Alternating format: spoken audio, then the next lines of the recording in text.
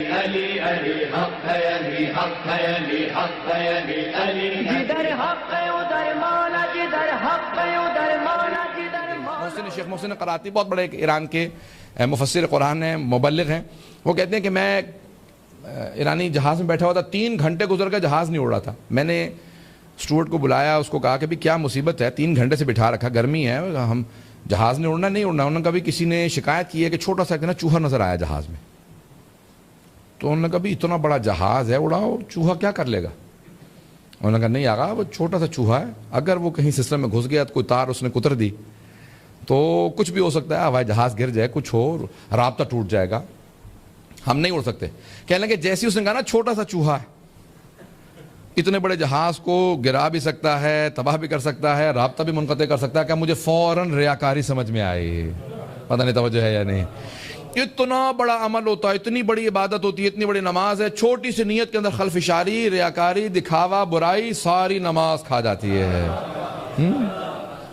پتہ نہیں توجہ ہے یا نہیں ہے.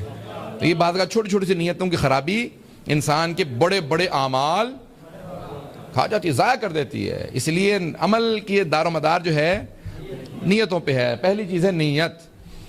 شیخ صاحب نے واقعہ لکھا ہے کہ ایک آدمی تہجد کی نماز پڑھنے گیا شیراز کی ایک مسجد میں. اتفاقاً کبھی اس نے کہا چلیں آج پڑھ لیتا ہوں نماز شب. تہجد کے لیے کیا، اس نے جا کے فوراً نیت باندھی، وضو کیا، آگے گیا، کوئی بھی نہیں تھا مسجد میں. اچانک اس کو محسوس ہوا کہ نہیں، خراٹوں کی آواز آ رہی ہے، پیچھے کو سو رہا، بہت دور سے آواز آ رہی ہے. اب اس نے کہا کہ بھئی یہ جو بھی ہے بندہ، اس نے پورے شیراز میں جا کے بتانا کہ میں تہجد پڑھتا ہوں.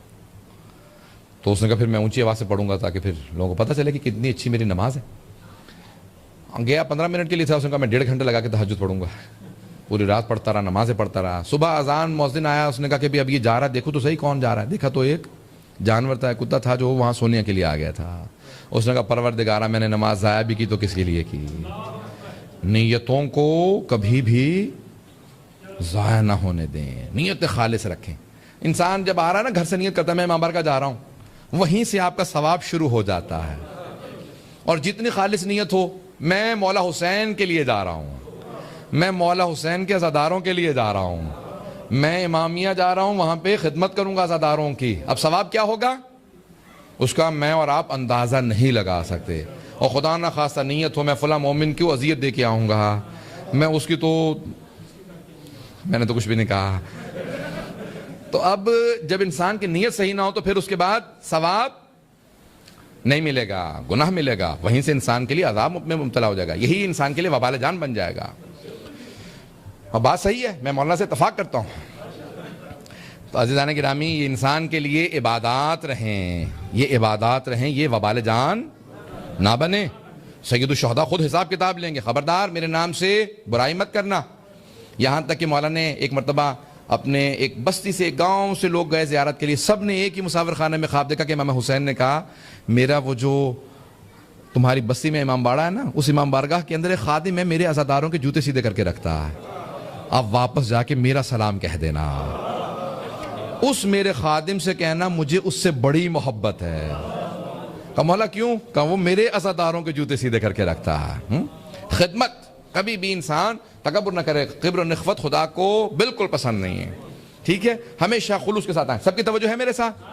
تو پہلی چیز ہے نیت. نیت انسان کی خالص ہونی چاہیے، ہر عمل کے لیے نیت ہے. صدقہ دے رہے ہیں، نیت کرتے ہیں آپ لوگ؟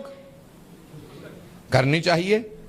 صدقہ نکالتا ہوں قربت اللہ، کس کا؟ پہلے کہیں کہ امام زمانہ کا صدقہ نکالتا ہوں اپنے ماں باپ کا. ماں باپ زندہ ہوں مردہ ہوں، ان کی طرف سے پہلے نیت کریں. کیوں؟ سب سے زیادہ ہمارے گردنوں پہ حق ہمارے ماں باپ کا ہے. ماں باپ کا حق سب سے زیادہ ہمارے گردن، چاہے مردہ ہوں، صدقہ ان کی طرف سے نکالا جا سکتا ہے، آخرت میں ان کی قبر میں بھی انہیں ثواب ملے گا.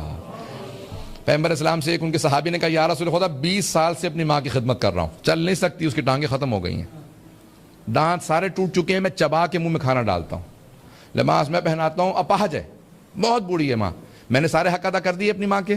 پیغمبر اسلام نے کہا نہیں. تو کہا کتنے حق ادا ہوئے؟ کوئی پتہ تو چلا کتنا اور خدمت کروں گا تو میرا حساب کتاب ماں سے برابر ہو جائے گا. پیغمبر نے فرمایا وہ جو اس نے 9 مہینے پیٹ میں رکھا نا، تو نے 20 سال میں بھی وہ بھی حق ادا نہیں کیا. بڑا اس کو تعجب ہوا. کہا یا رسول خدا 9 مہینے اس نے پیٹ میں رکھا، 20 سال سے میں خدمت کر رہا ہوں. پیغمبر نے کہا وہ چھوڑ دے، وہ جو ایک رات تیرے آرام کی خاطر وہ تیرے پیشاب کی وجہ سے پوری رات جاگتی رہی، وہ تری میں پڑی رہی، تجھے سکون سے سلاتی رہی، تجھے خوش کرتی رہی، اس ایک رات کا بھی تو نے 20 سال میں بدلہ نہیں دیا. اس نے کہا میں نہیں مان سکتا، ایک رات کا بدلہ میں نے 20 سال میں کیسے نہیں دیا؟ پیغمبر نے کہا نیتوں میں فرق تھا. توجہ، پیغمبر نے کہا نیتوں میں فرق تھا. تو جب 20 سال سے ماں کی خدمت کر رہا ہے، تو ذہن میں موت رکھتا ہے، یہ مرنے والی ہے، جتنی ہو سکتی خدمت کر لو. وہ جب تجھ سے محبت کرتی تھی، وہ تیری زندگی کی نیت کرتی تھی. وہ کہتی تھی پروردگارہ میری جان اسے مل جائے، میری جان لگ جائے اسے، میری زندگی سے مل جائے. کہ ماں باپ کا بدلہ تو کبھی نہیں ادا کر سکتا. کہ کیونکہ ان کی نیت میں فرق. توجہ ہے لوگوں کی؟ پتہ نہیں مجھے کہ لوگ سننا چاہ رہے ہیں نہیں سننا چاہ رہے ہیں. نیت بڑی عجیب و غریب ہے. پہلی چیز ہے نیت. ہر چیز میں نیت پہلے ہے، اس کے بغیر کچھ قبول نہیں ہے. انسان کی نیت اگر بدل جاتی ہے تو اس کے روز قیامت 2 افراد ساتھ ساتھ کھڑے ہوں گے، ایک دوسرے سے پوچھیں گے بھئی میرے عمل وہی تھا جو تیرا، ایک ہی امام بارگاہ میں، تیرا عمل وہی، میرا بھی وہی. درس میں سارے بیٹھے ہیں نا، وہ کہا میں بھی اس وقت آیا تھا جب تو آیا، میں نے وہی جوتے اتارے جہاں تو نے اتارے تھے، اتنی دیر میں بھی درس میں بیٹھا جتنی دیر تو بیٹھا. تیرا اتنا ثواب، میرا اتنا کم. ہوگا نا روز مقابلہ کریں گے روز قیامت. تو روایت کے الفاظ ہیں کہ جس کی جیسی نیت ہوگی اس کے حساب سے اس کا ثواب ہوگا. کوئی بسم اللہ پڑھ کے چلا، کوئی وضو کر کے چلا، کوئی نیت خالص کر کے چلا، کسی کو پرواہ کسی چیز کی نہیں تھی. عزیزان گرامی جیسی جیسی نیت ہوگی ویسا ویسا ثواب ہوگا. پتہ نہیں باتیں پہنچ رہی ہیں نہیں پہنچ رہی ہیں. جدھر حق ہے ادھر مولا، جدھر حق ہے ادھر